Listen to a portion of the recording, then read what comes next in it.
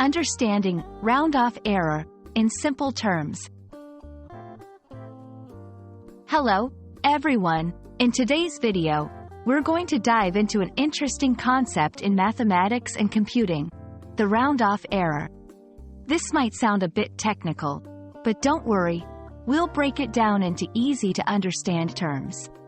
Whether you're a student, a professional, or just someone curious about how numbers work in the digital world, this video is for you.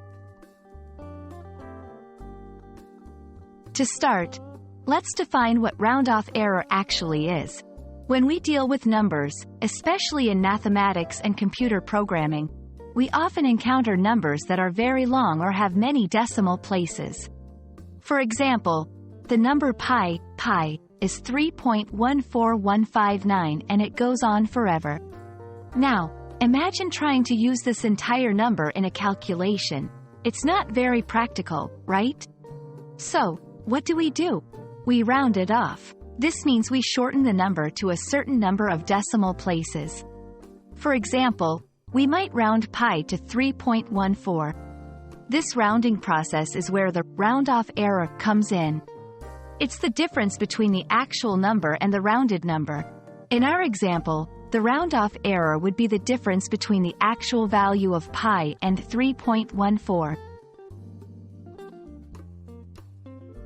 You might wonder, why is this important?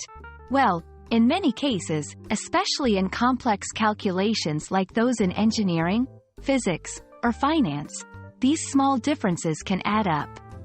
If you're calculating the trajectory of a spacecraft, for example, even a tiny error can lead to a huge mistake in where the spacecraft ends up. That's why understanding and managing round-off errors is crucial in many scientific and technological fields. Let's look at some simple examples to understand this better. Suppose you're dividing 10 by 3. The actual result is a repeating decimal, 3.3333, but if we round it off to 2 decimal places, we get 3.33. The round-off error here is the difference between the actual result and 3.33.